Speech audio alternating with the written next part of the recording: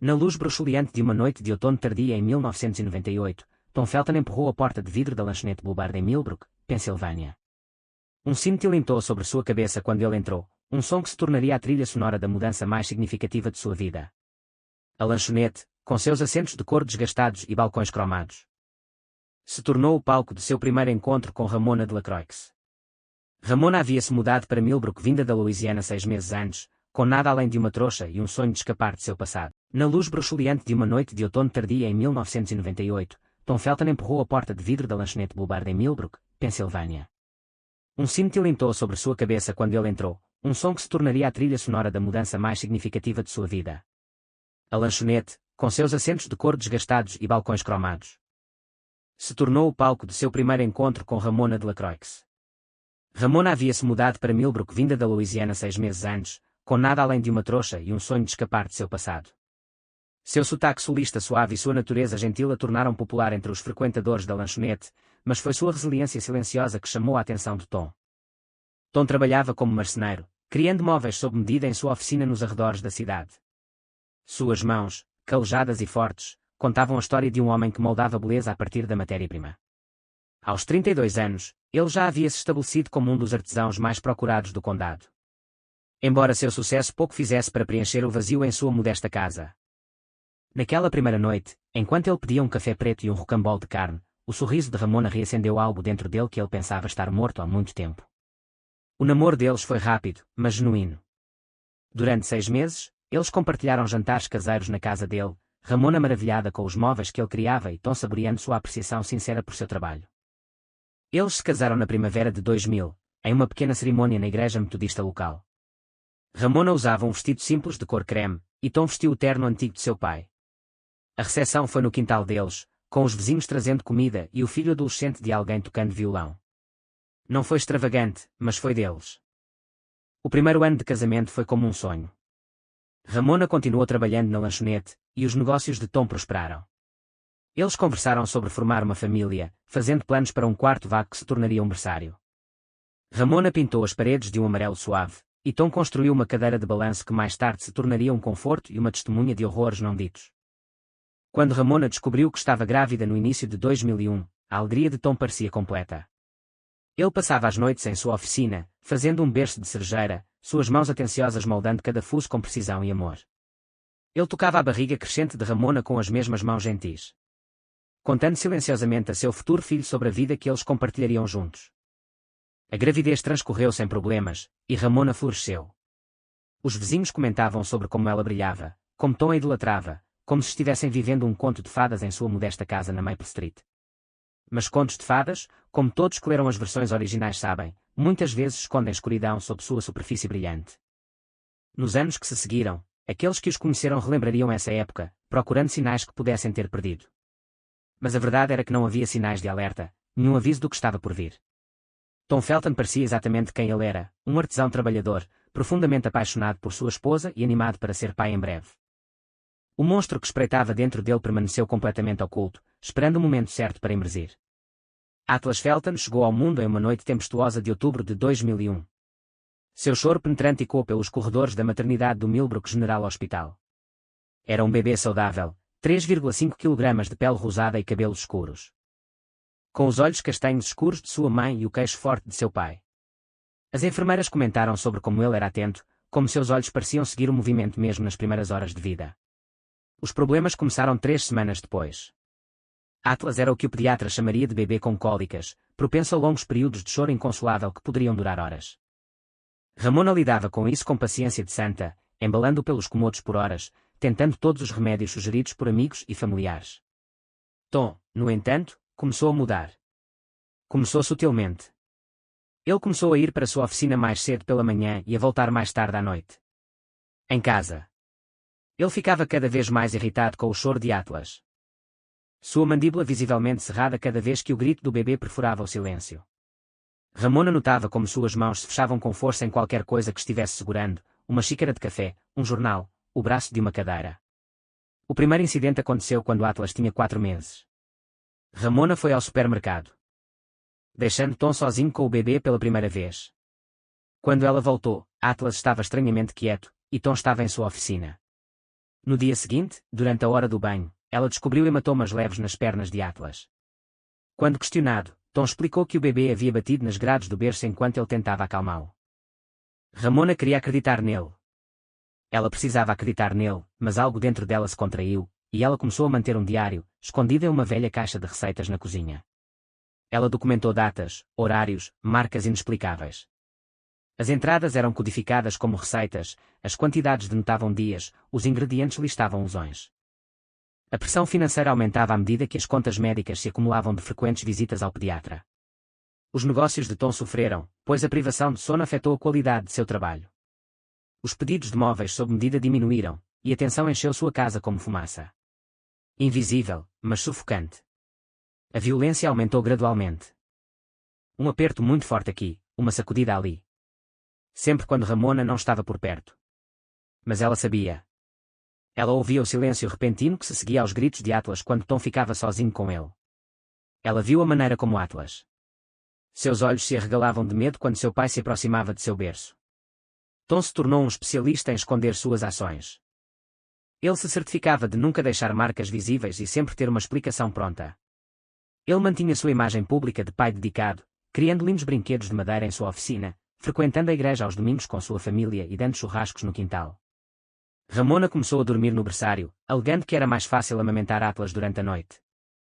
Ela se posicionou como uma barreira entre pai e filho, enquanto acumulava evidências. Fotos tiradas enquanto Tom dormia. Entradas de diário disfarçadas de registros domésticos. Gravações de áudio escondidas em bichos de pelúcia. Os vizinhos não notaram nada de errado. Eles viram um pai trabalhador, uma mãe dedicada e um bebê que gradualmente se tornou mais quieto e reservado. Eles atribuíram a mudança à boa criação, nunca suspeitando que o medo havia ensinado o bebê a valorizar as lágrimas. Uma noite, quando Atlas tinha 11 meses, Ramona ouviu Tom no berçário. Suas palavras, pronunciadas em um tom baixo e ameaçador, a assombrariam por muitos anos. Como meu pai me ensinou, às vezes a dor é o único professor que funciona. Foi então que Ramona começou a planejar não uma fuga, mas um acerto de contas que levaria 18 anos. Ela sabia que ir embora apenas adiaria o inevitável. Tom teria direitos de visita, e ela não estaria lá para proteger Atlas. Em vez disso, ela decidiu ficar, documentar, esperar e preparar seu filho para a verdade que acabaria por desmoronar sua fachada cuidadosamente construída. O tempo passou como molasse na casa dos Felton, doce na superfície, mas denso com complexidades ocultas. Atlas cresceu de um bebê assustado para uma criança quieta, seus movimentos sempre cautelosos, calculados, como se ele estivesse tentando ocupar o menor espaço possível. Seus primeiros anos foram marcados por uma ansiedade inexplicável. Um medo de portas fechadas, uma aversão perturbadora a ruídos altos e pesadelos noturnos que o deixavam tremendo nos braços de sua mãe. Ramona continuou metodicamente a documentar, sua caixa de receitas agora cheia de entradas criptografadas, cada receita um registro cuidadosamente disfarçado dos abusos de Tom. Ela converteu um antigo depósito no sótão em seu arquivo. Acessível apenas por um painel oculto no teto de seu armário. Lá ela guardava fotos, prontuários médicos e sua crescente coleção de diários. A infância de Atlas foi um estudo de contradições. Em público, Tom era o pai exemplar, treinando o time de beisebol infantil e comparecendo a eventos escolares. Ele construiu para Atlas uma casa na árvore que era a inveja do bairro. Completa com uma escada de corda e compartimentos secretos. Mas dentro das paredes de sua casa, Atlas aprendeu a ler o humor de seu pai como um meteorologista rastreia tempestades. Aos 10 anos, Atlas desenvolveu um talento peculiar para o silêncio. Ele podia se mover pela casa como um fantasma, evitando as tábuas rangentes que pudessem alertar seu pai. Seus professores comentavam sobre seu comportamento excepcional nos boletins, sempre quieto, sempre obediente. Nunca causa problemas. Um orientador escolar observador tentou investigar mais a fundo, mas a reputação de Tom na comunidade impediu qualquer investigação séria. O isolamento da família tornou-se mais pronunciado quando Atlas entrou na adolescência.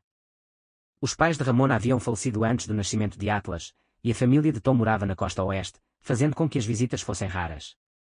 Os amigos gradualmente pararam de vir, repelidos pela atmosfera cada vez mais formal da casa dos Felton. Atlas encontrou consolo em livros e computadores, passando horas em seu quarto, ensinando a si mesmo a programar. Tom aprovava essas atividades solitárias, considerando-as interesses masculinos adequados, desprovidos de demonstrações de emoção. Ramona também os encorajava, mas por outras razões. Cada hora que Atlas passava em seu quarto era uma hora livre do temperamento imprevisível de seu pai.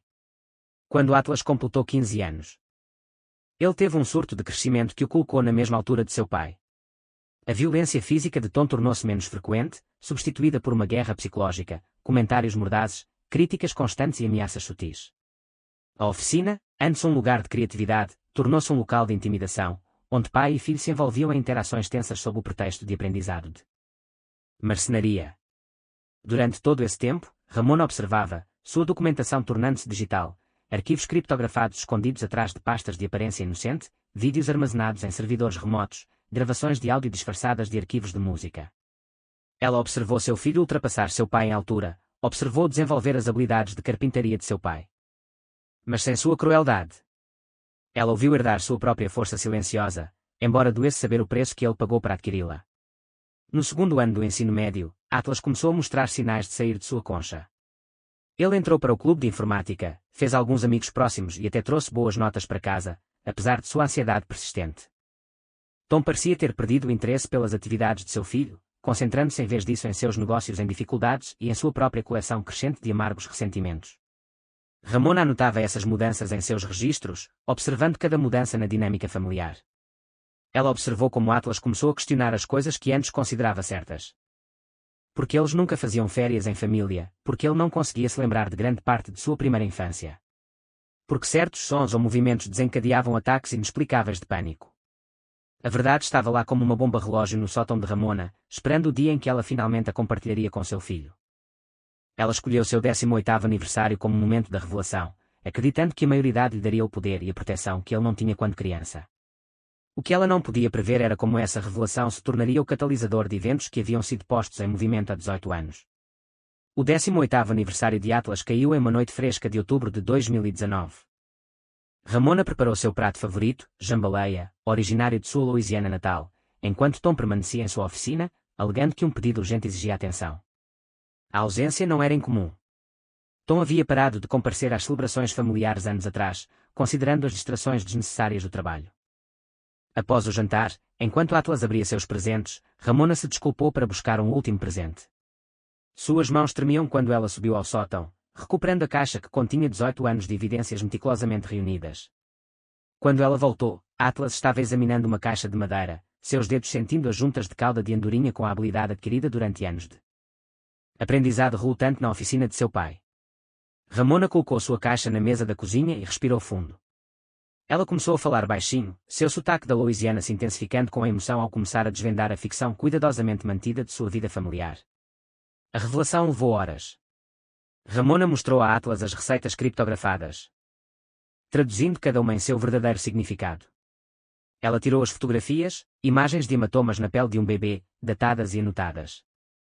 Prontuários médicos documentaram lesões suspeitas, explicadas por um respeitado artesão local. As gravações de áudio capturaram o som de um golpe, seguido de silêncio e depois a voz de Tom. Usando o mesmo tom tranquilizador que ele usava com os clientes, discutindo o design de móveis. Atlas sentou-se imóvel enquanto as evidências se acumulavam, seu rosto ficando mais pálido a cada nova revelação, suas mãos, tão semelhantes às de seu pai em força e habilidade, apertando a borda da mesa até que seus nós dos dedos ficassem brancos. Quando Ramona tocou um vídeo tirado quando ele tinha 4 anos, mostrando Tom ameaçando na oficina enquanto demonstrava a técnica correta para planar madeira, Atlas levantou abruptamente e foi para o banheiro, onde Ramona o ouviu vomitar. As memórias começaram a ressurgir, como corpos saindo das profundezas, medos inexplicáveis. Pesadelos, uma ansiedade constante, tudo de repente fazia sentido. Atlas lembrou das sessões na oficina, de como seu pai apertava seu ombro com muita força enquanto mostrava como usar as ferramentas. Ele lembrou das ameaças sutis, da violência escondida por trás de instruções suaves. As perguntas jorraram dele: por que você não foi embora? Por que você não contou para ninguém? Como você pôde deixar isso acontecer? Ramona respondeu a cada uma delas, explicando sua estratégia de longo prazo. Seu medo de que ir embora significasse apenas visitas descontroladas, sua documentação meticulosa destinada precisamente a este momento. Ela mostrou a ele os registros digitais que havia mantido, criptografados e com backup, provando que cada instância de abuso havia sido anotada e preservada. Quando a meia-noite se aproximava, Atlas ficou em silêncio novamente, mas este silêncio era diferente de seu silêncio infantil. Era o silêncio de um homem processando raiva, fúria crescendo sob uma superfície cuidadosamente controlada. Ele pediu para levar algumas das evidências, especificamente os vídeos e fotos de sua primeira infância. Ramona concordou, copiando os arquivos para um pendrive, observando o rosto de seu filho endurecer em algo que ela não reconhecia. Antes de ir para a cama, Atlas deu um forte abraço em sua mãe, algo que não fazia desde a primeira infância. Ele sussurrou, obrigado por me contar a verdade. Mas havia algo em sua voz que fez Ramona estremecer, uma nota de determinação fria que a lembrava demais de seu pai. Nenhum dos dois dormiu naquela noite. Atlas sentou-se em seu quarto, analisando as evidências repetidamente, enquanto Ramona permanecia acordada, imaginando se havia feito a coisa certa. Em sua oficina, Tom trabalhou até tarde da noite, sem saber que seu mundo cuidadosamente construído estava prestes a desmoronar. A manhã seguinte amanheceu cinzenta e fria. Ramona saiu cedo para seu turno na lanchonete, seu coração pesado com o conhecimento do que ela havia desencadeado. Atlas esperou até ouvir seu carro partir antes de seguir para a oficina, onde ele sabia que seu pai já estava trabalhando. A oficina, um celeiro convertido que ficava a 50 metros da casa principal, sempre foi o santuário de Tom.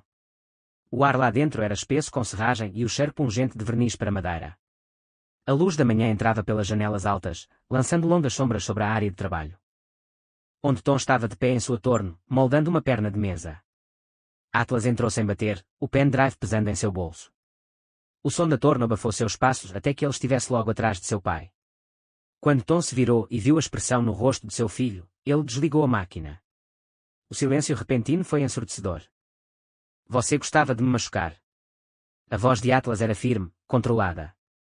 Antes que Tom pudesse responder, Atlas pegou seu telefone e tocou um dos vídeos, uma versão de 3 anos de si mesmo chorando enquanto a voz de Tom o advertia sobre as consequências de fazer barulho. A cor sumiu do rosto de Tom, substituída por uma dureza que Atlas reconheceu de sua infância. Tudo o que eu fiz foi para o seu próprio bem, disse Tom, abaixando suas ferramentas com uma calma forçada. Você era uma criança difícil. Você precisava de disciplina. Atlas tocou outro vídeo, mostrando Tom chutando as pernas do bebê para fazê-lo parar de chorar. A oficina pareceu encolher quando Atlas deu um passo em direção a seu pai. A disciplina era necessária, insistiu Tom, sua voz adotando o tom paciente que ele usava com clientes difíceis. Você acabou bem, não é? Forte, capaz. Não um fracote como tantos na sua geração. Algo se quebrou dentro de Atlas. 18 anos de medo e raiva reprimida explodiram quando ele se lançou para a frente, agarrando a camisa de seu pai. Você espancava um bebê, ele rosnou. Seu próprio filho. Um bebê indefeso. Tom reagiu instintivamente, empurrando Atlas para trás contra a bancada de trabalho. As ferramentas caíram no chão com um estrondo quando os dois homens se agarraram. A luta foi brutal, mas curta. Atlas tinha juventude e raiva ao seu lado, mas Tom tinha décadas de experiência e violência. Um soco desviado enviou Atlas cambaleando para trás. Ele se agarrou à torno, sua mão apertando uma perna de mesa inacabada. Quando Tom avançou novamente, Atlas, em legítima defesa, brandiu o cilindro de madeira. O impacto soou como o estalo de um galho durante uma tempestade.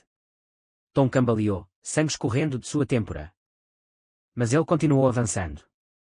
Atlas brandiu novamente e novamente, cada golpe acompanhado por uma palavra: isto é por cada vez que você me machucou. O golpe final pegou Tom desprevenido. Ele caiu para trás, batendo a cabeça no canto da bancada. O som que ele fez assombraria Atlas pelo resto de sua vida, um baque surdo, seguido de silêncio absoluto. Atlas ficou parado sobre o corpo de seu pai, a perna da mesa escorregando de seus dedos entorpecidos.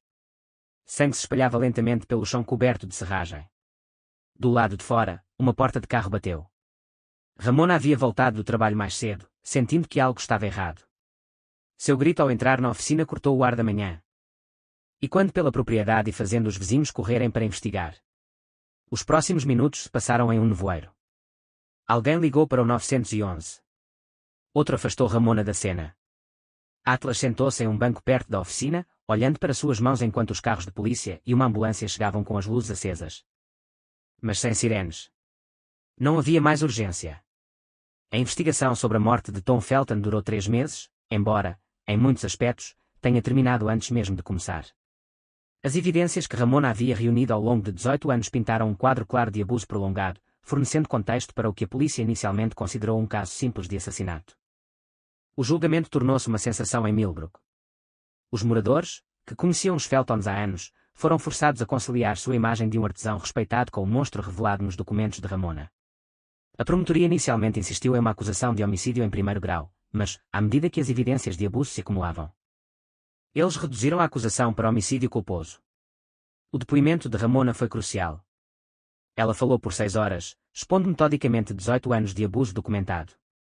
Sua caixa de receitas tornou-se uma prova material, cada entrada criptografada revelando uma história oculta de violência. Os arquivos digitais, meticulosamente mantidos e carimbados com data e hora, não deixaram dúvidas sobre a natureza sistemática do abuso de Tom. A equipe de defesa de Atlas argumentou em legítima defesa, apresentando o testemunho de um especialista sobre trauma repetitivo e respostas de memória desencadeadas. Uma avaliação psiquiátrica revelou um transtorno de estresse pós-traumático profundamente enraizado, com o confronto na oficina desencadeando uma cascata de memórias reprimidas e respostas de lutar ou fugir. A comunidade se dividiu. Alguns defenderam a memória de Tom, argumentando que disciplina rígida não equivalia a abuso. Outros, particularmente depois de ver as evidências, se perguntaram como poderiam ter perdido os sinais por tanto tempo. A lanchonete Bluebird tornou-se um campo